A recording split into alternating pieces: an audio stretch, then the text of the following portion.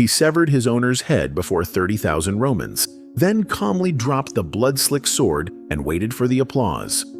Most gladiators died anonymous, buried in mass pits marked only by broken helmets. This one walked out of the arena a free man, carrying the skull of the man who had owned him. The records call him Albius the Thracian, Thrax by birth, Venator by training, legend by sheer audacity. And his half-forgotten rampage still rattles museum curators whenever a new amphitheater skeleton shows up missing a neck. Albius arrived in Rome the way most arena meat did, shackled, half-starved, and already in debt to the lanista who had bought him for the price of a middling racehorse. Marcus Varenus Crispus ran his ludus like a butcher's stall, cheap straw, rancid grain, and bruises for seasoning. He wagered more than he trained, and when he lost, he took the difference out on the fighters' backs. Albius earned his first stripes not in combat, but in the nightly gauntlet of sticks Crispus called discipline. The scars raised on his shoulders looked like someone had tried to carve tally marks and lost count halfway through. The spectators, of course, never saw the training yard. They preferred their savagery clean, like wine served by someone else's slave. The novelty of Albius lay in his weapon. Thracians traditionally used the sica, a short, viciously curved blade, perfect for slipping behind a rival's shield and slicing tendons. Crispus, whose imagination outran both his purse and his sense, ordered a custom sica with a serrated back edge, guaranteed to decapitate in one sweep. The smith delivered a blade so heavy it took 2 men to haul it to the forge trough. Albius was expected to swing it one-handed. "You want a monster?" he told Crispus in passable Latin. "Feed it properly." Crispus laughed and fed him nothing.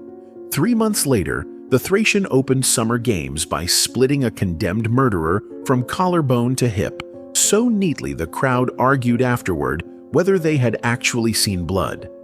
They had. There had simply been too much to process at once. Albius gained a following: bankers who liked sure bets, matrons who appreciated shoulders built like Corinthian columns, street kids who painted crude murals of a headless opponent under the graffiti SPQR. The more arena editors demanded him, the more Crispus doubled down on the gimmick. He had the sica's hilt plated in tin so it glittered under the Mediterranean sun, a cheap shine that flaked with every strike, leaving the blade freckled like an aging marble statue. The crowd thought the sparkle was silver. Crispus let them. Gladiator contracts ran on percentages. A lanista collected appearance fees. The fighter kept scraps. Albius's purse should have covered new sandals at least, but Crispus skimmed the lot to pay gambling debts. When the Thracian asked about the missing denarii, Crispus broke 2 of his ribs with an ash pole and reminded him who owned whom. Albius spent that night coughing blood behind the smithy, teaching himself to inhale without tearing the cartilage further. Somewhere between wheezes, he decided one man's skull would weigh exactly the same as a purse of gold, and both could be carried out the Porta Libidinensis if timed right. Opportunity came packaged as a festival celebrating Commodus's 10th consulship. Rome demanded spectacle. Crispus pitched an execution masquerading as a bout. Albius versus 3 condemned deserters, and, for theatrical flair, a starving leopard. The editor loved it: martial virtue, imperial justice, exotic animal, all in one tidy ticket. Crispus wagered every sestertius he could borrow on his slave's victory and promised the moneylenders a profit large enough to silence Cicero himself. What he didn't mention, his insurance lapsed months earlier. If Albius died, the creditors ate the loss. If Albius lived, Crispus walked away rich enough to buy a seat in the next municipal senate. Either way, he expected to gloat. The morning of the games, Albius was marched up the service tunnel past rows of iron spikes still dripping pitch from last night's torchbearers. He noted the leopard's crate positioned opposite his own gate. Ingenious staging, panic guaranteed. The deserters trembled inside chipped helmets, glancing at the cat as though it were reading their final prayers. Albius, however, watched the podium. Crispus sat 3 tiers up with a flock of lenders in tow, all grinning like men who had already spent their winnings. The lanista raised a goblet and toasted himself. Albius cracked his neck.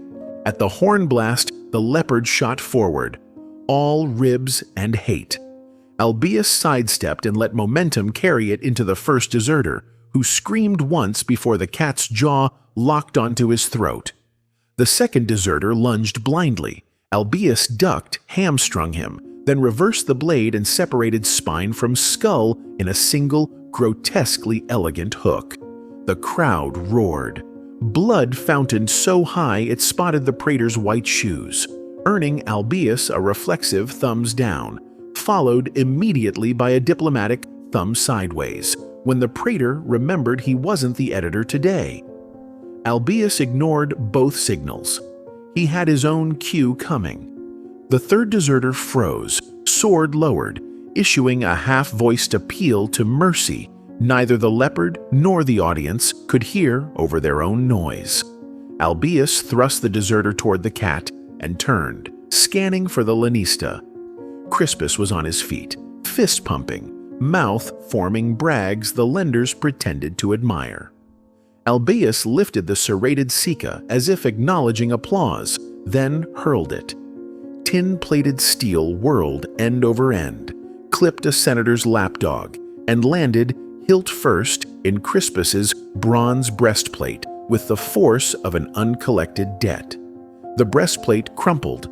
Crispus toppled backward, eyes wide, not with pain, but with the dawning horror of someone whose calculations had just defaulted.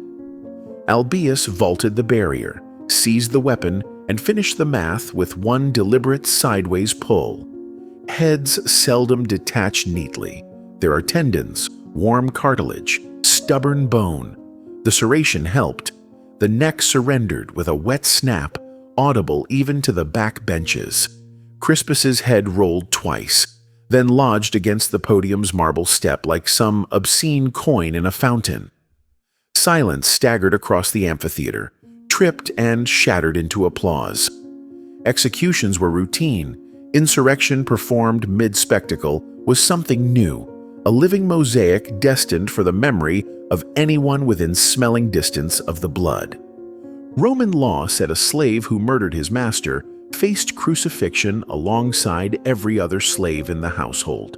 Collective deterrence, because fear scales better than justice. But spectacle law said the editor, reading the mood of the crowd, could grant missio even to the condemned. The editor hesitated exactly long enough to see which way public delight was leaning, then raised his hand. Missio, palms out, mercy granted. The amphitheater detonated in cheers.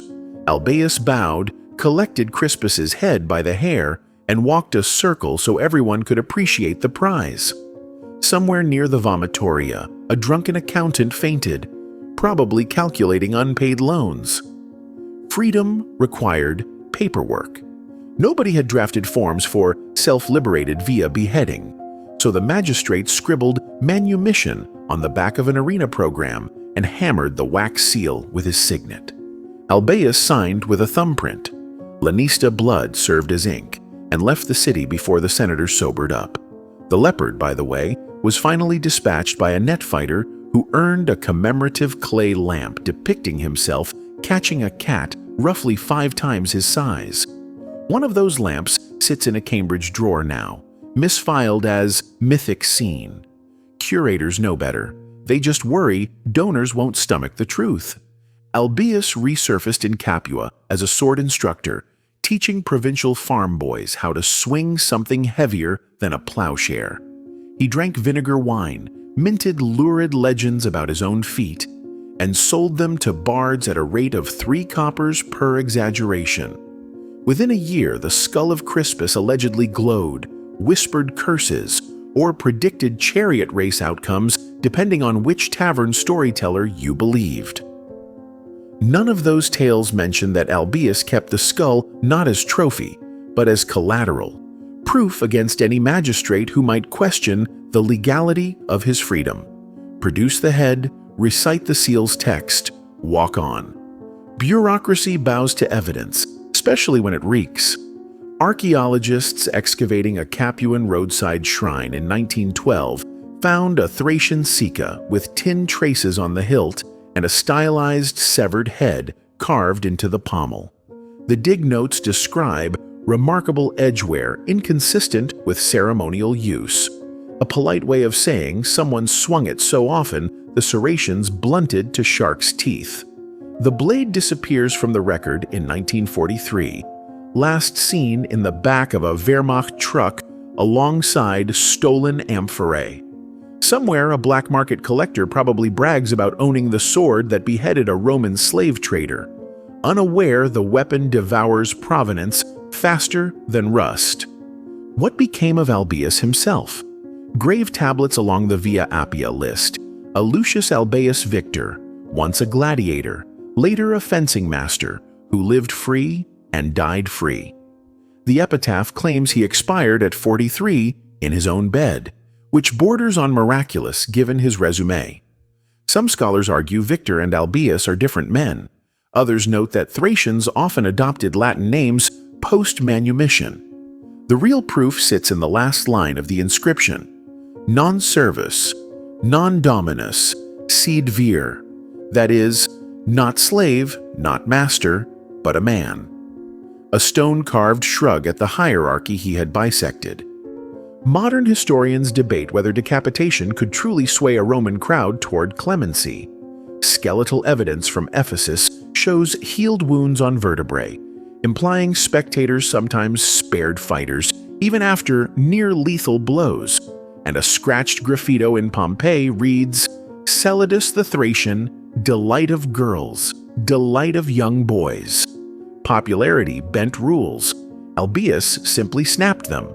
The story's endurance says less about gladiators and more about audiences.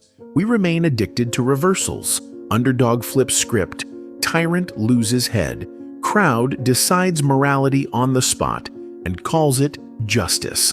Swap the arena for any modern stage and the thumbs still hover, waiting to see which way the majority swings before they point. Apparently, 2 millennia haven't dulled humanity's taste for a neat ending served with someone else's blood. Of course they haven't.